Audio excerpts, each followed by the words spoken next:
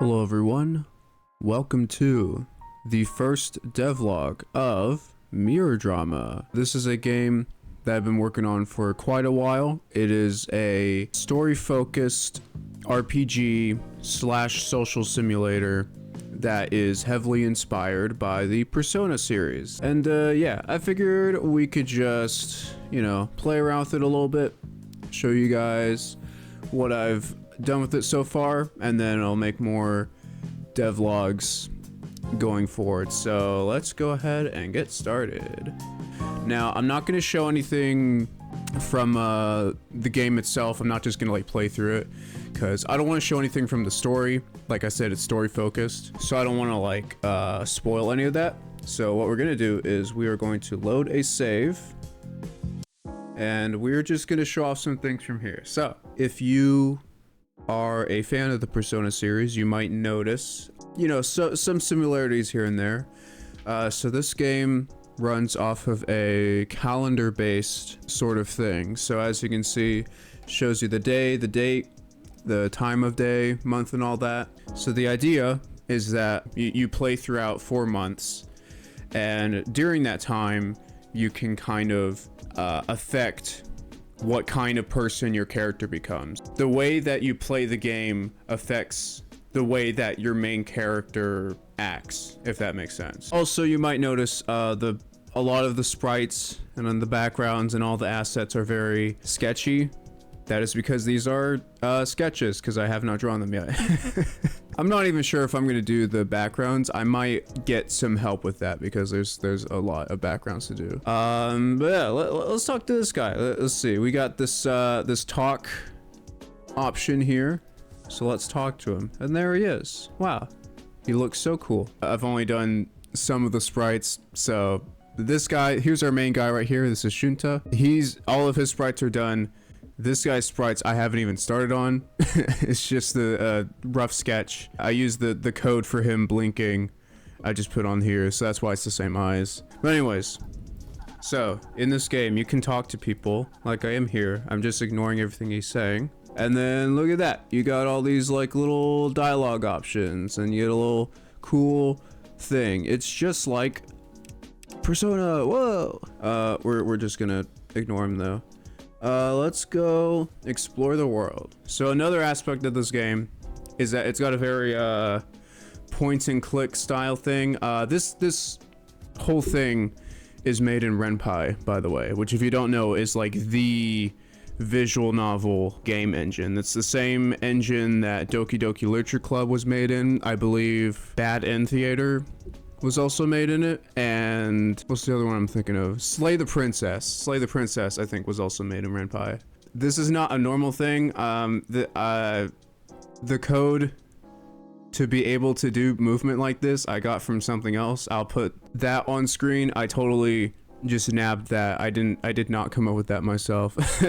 But yeah, so you can click on buttons, it'll take you other places. You click on the buttons with the lips to talk to people, the arrows to leave the area that you're in. I'm gonna go ahead and go down to the first floor and outside. Again, all very rough looking backgrounds, but it'll look very nice when it's finished. Now you might be wondering, well, what's even really the goal? What are you actually doing? So like I hinted at a little bit earlier, you have this character who has a very blank personality at the beginning of the game. And so what you're doing is, as you're playing the game, you can do all sorts of activities and hang out with certain people, and depending on the way you do that, it slowly affects the kind of person that Shunta becomes. So later on in the game, certain scenes will be slightly different, because your main character will start talking differently or will act a certain way that he wouldn't act if you played a different way, if that makes sense. So for instance, we can go over here to the cafe, and we've got two options. Ignore that little text flying around. That's a fly. That is just a mosquito. Don't worry about that. Also, ignore the fact that we're not in a cafe. Don't worry about that. Okay, so we got two options. Here, we can order a drink, or we can study. Now, I'm gonna go ahead and study just to show you guys a little bit of the mechanics here. Another aspect to this game is that you have 3 main stats that you can affect. So when you play certain mini games like this, we're about to enter a mini game, it will raise one of these 3 stats, and you're about to see that. It's going to give you a bunch of questions that like relate to the themes of the game. I'm not even gonna look at them. I'm just gonna answer randomly. Okay, 2 right. Okay, I got 3 right. You finished studying for today. You managed to get a few right. And just there, you just saw I got 2 brain points. So that made my main character a little bit smarter. And now that we've done something, it'll go forward to the next day. It'll do the calendar thing. Check this out. Check this out. Bam. Now it's Wednesday the 17th. Other than affecting the way that your main character acts, what else can these stats be used for? Well, let me show you as soon as I can get out of this horrible building. So now what I'm gonna do is I'm going to go ahead and order a drink. Yes. And then this is where things get a little bit wacky. Watch this. All right. I have now entered RPG combat with a cashier. So this is one of the main like quirks of this game, is that the way that battle works is instead of it being a random encounter or like an enemy, the battles in this game are actually just normal social interactions because the main character is really bad at talking to people. The aim of the game in this case is we need to act like the cashier or the barista. I keep saying cashier. We essentially need to appeal to the way that to the personality of the enemy here, and then from there we have like a normal conversation. Basically what we're gonna do is you'll see these points here on these little meters. These are each of the 3 stats. You have empathy or hearts, intelligence or brains, and bravery or guts. As you can see, they are very mangled looking guts. So what I can do is I can go to the act and I can choose one of these acts. This is all, again, very early on. I'm gonna change like this whole screen at some point, but the idea is that you'll have certain options that will cost a certain amount based on whatever it is. In this case, I'm gonna act tough. I'm gonna act like a tough guy in front of this lady, and we'll see if how she responds to that. So, okay, the shopkeeper rolls their eyes. You take 5 damage. Okay, so the way that you're supposed to be able to tell whether or not it worked is by how much health you got. I didn't mention this before. This is the important thing. The way that you win the battles is by doing these acts. It adds to this little bar up here, this little Friday Night Funkin' looking bar. And the goal is that you want this bar to go all the way to the right, and if it goes all the way to the left, you die of embarrassment. And that's not a joke, it actually says that. Guts didn't seem to work too well. Let's try to act intelligent around her. And look at that. Critical performance, 14 HP. She really liked it when we acted more intelligent, so it seems like this is an intelligent person, and that's how we have to act around her. And remember, each enemy that you encounter is going to be a different personality type. In this case, it's someone who likes intelligent people, but in other cases they might like you more if you're a tough guy or if you're more empathetic.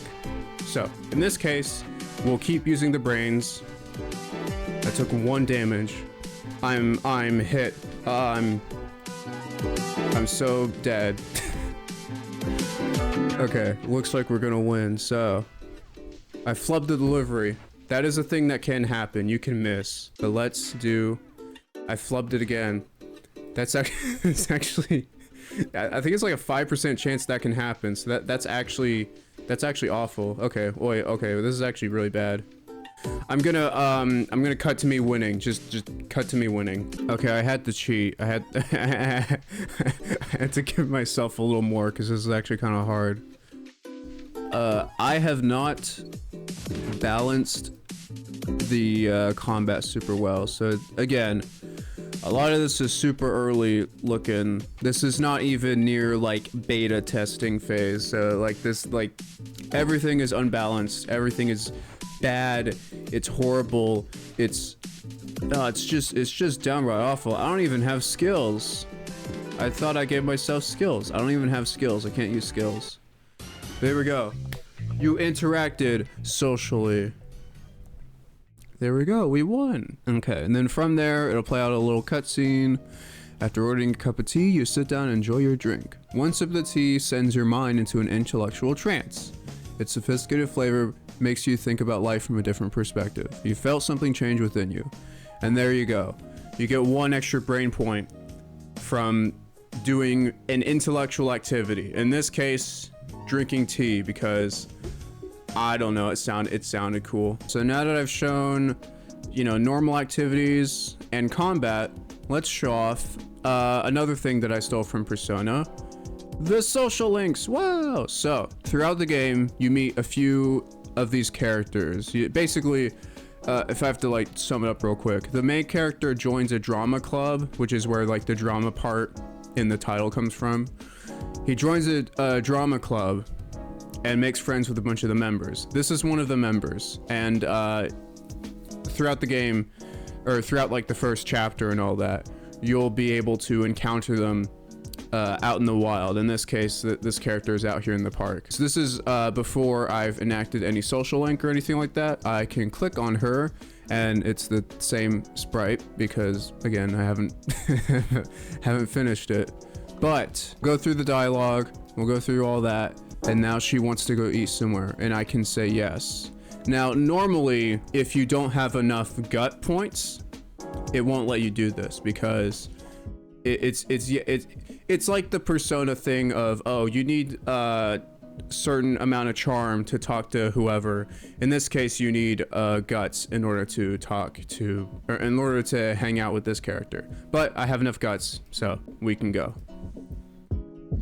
And I'm not going to show off too much of this, especially since the background just broke. I don't know what happened just now. But yeah, I'm not going to show too much of like the dialogue or anything. I just want to show that this is how this works. So you got these two characters here. She's got some of her sprites, whatever. And then here, this is another major mechanic of this game. So this is yet another thing that will result in your stats changing. The stats are kind of like the main thing that affect your personality. It's just those 3. So there's only really like 3 routes that you can take the whole character thing with. In this case, you can answer questions. I actually don't know what she said. What did she say? Something. Okay, so we could just say anything, but the idea is that you're not necessarily choosing what you say, you're choosing how you say it. So it's a much more direct way of just being like, if you want to go for a more empathetic character, you can say things enthusiastically, or if you want to be intelligent, you would say it sincerely with a straight face or whatever. And that's kind of the idea. No, it won't always have all 3. In this case, uncertain won't give you any points, but I mean, we'll just go ahead and click just to show like it just moves on with the scene. I don't think that choice had any actual effect. I think if you go forward a little bit, here we go. Aloof will be, I think, more like gutsy. You can do that. Okay, it actually didn't give me any points. What does honest do? Okay, it breaks the game. That's cool. There we go. I got a gut point from saying aloof. Okay, so that's what that was. Okay, so the last thing that I'm going to show is the menu. So here's our menu. It's the pause menu. I know I keep saying that this is like a Persona inspired game and all that. So probably the most disappointing thing is that the menu is not very Persona-y, but it's still pretty cool. I like the whole like notebook flippy thing, and also the the little pause menu is a different picture each time. I don't know, so I like this one. That's the character that we were just hanging out with, about to stab and murder another character. So there's a few things that you can do here. You can save the game. That's what these little things are. That's the main character doing like a little selfie. I thought that was pretty cute. We got the cheats menu. That's just for me. You guys won't be able to use that when this is out. It's just like dev tools. We've got the self. So this is where you get all the stats and stuff. At some point I'm gonna have like an x-ray picture, which will just it'll show the main character, but it'll show like the brain and then the heart and then the guts. It already shows it here, but I thought having a little visual representation would be neat. I just haven't drawn it yet. We got equip. So throughout the game, you'll be able to equip certain outfits and certain stuff like that. For now, it's just one equip slot. I think the way I'll do it is each chapter, you'll get a new equip slot or something. But for now, it's just one, because I think that's pretty balanced. And all the equips really do, they just like affect certain things. Like I think the silly outfit, it makes your it gives you like 3 extra empathy points or heart points or whatever. I don't remember the others, but yeah, that's the idea. Now the skills, you saw in battle there is a skill menu. These are just like things that you can use during the battle that aren't just like the 3 stat things. So for instance, Mind Palace, you can use that during a turn and it will give you more, it'll give you back some of the brain points that you used during battle. Aura Farm, I think, is for guts. I don't remember a lot of these, but most of them are just meant to just like be an extra thing you can do during the battle. I believe Pose will just give you like random. It could be either brain or heart or guts. Guard will just like lower the attack of the next move. So if you have like a boss or whatever, and you know they're about to do like insta kill move, you can do the guard and it'll protect you from that. You know, that sort of thing. Just give the players like more options of what they can do. And you can only equip 6 of them, which you're not gonna have a lot of skills at the beginning of the game anyways, but later on in the game you'll be able to get like all of these. All right, so moving on from that, we have the friends section. The idea behind this menu is that it's basically like the social link or the confidant menu that you have in Persona. You click on the different characters. In this case, it's just these 4. In this save file, I only have like 1 star, which means I only did 1 social link bit with this character. But you can go all the way up to 9, and then there is a secret way to unlock a 10th social link, but you can only do it with 1 character, and I'm not gonna reveal that now. But here, let's go back just so I can show. Let's go cheat a little bit. Let's give her like an 8. It's like way like late game. So now if you go to her, there we go, it goes all the way to 8, and that's why it was glowing yellow for her, because it's just playing a little animation. And then another thing, you'll see her description went away. That's because each time you rank up, it changes the description to reflect how the main character feels about that character. So for instance, here it's like there's no stars, so it's a little more disconnected, but then once you get 1 star, it's, oh, I understand this character a little more. And then I haven't written it out, but once you get to like 8 stars, then it's like, this person's my best friend.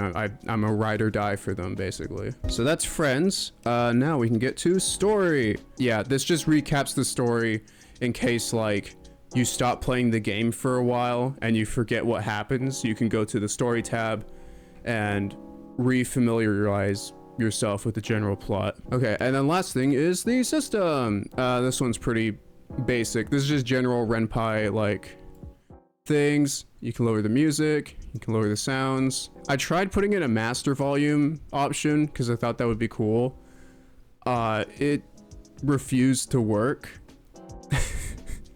So I'm not gonna do that, but we got everything else in here. We can make it window, full screen, skip unseen text and all that. Help will just show you the controls. You can load a save from here, and you can quit the game, which we will go ahead and do because we're basically done. But yeah, so that is the first devlog of Mirror Drama. There's a lot more to the game that I didn't go into. I just wanted to go over kind of the basic like mechanics of it and how it's played and like what you're actually doing in the game. I will definitely be making more of these in the future once I've built out more of it and once I have a lot more to show. So be sure to subscribe for that sort of thing. Make sure to comment down below, share your thoughts.